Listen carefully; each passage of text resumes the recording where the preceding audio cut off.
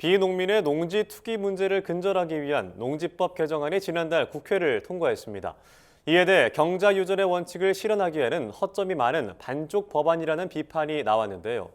경실련 등 시민단체에선 농지 전수조사를 시작으로 대책을 보완해야 한다고 지적했습니다. 손현진 기자가 전해드립니다. 지난 7월 국회를 통과한 농지법 개정안이 경자유전의 원칙을 실현하기에 미흡하다는 비판이 나왔습니다. 최근 경제정의실천시민연합은 공익법률센터 농본 등과 함께 국회의원 농지 소유 실태로 본 농지법의 문제점과 개정 방향 토론회를 열었습니다. 이번 토론회에서 농본은 올해 4월부터 조사한 국회의원과 그 가족이 소유한 농지 실태를 공개했습니다.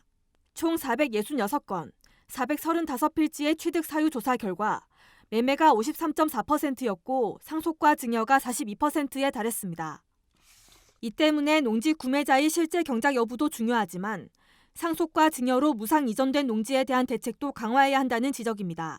상속의 경우에는 농지취득 증명서 발급 대상이 아닙니다. 그렇기 때문에 농지취득 후 경작 여부가 어떻게 되는지 확인하기가 어렵고 소홀할 가능성이 높다라고. 이번 실태조사를 통해 개정 농지법의 사각지대가 고스란히 드러났다는 지적도 나왔습니다. 우선 농지법이 제정된 1996년 이전에 취득한 농지는 농지법의 적용을 받지 않는다는 점이 꼽힙니다. 국회의원이 소유한 농지 가운데 30%가 이에 해당하는 것으로 조사됐습니다. 기존 농지 취득 자격증명 발급 과정에서 허위 기재와 부실 기재로 농지를 취득했어도 개정 농지법은 아무런 해법이 되지 않는다는 점도 문제입니다.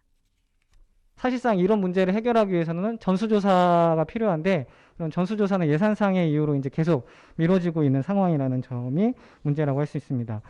농업진흥지역에 한해 주말 체험 용농 목적의 소유를 금지한 것도 실효성에 의문이 제기됩니다.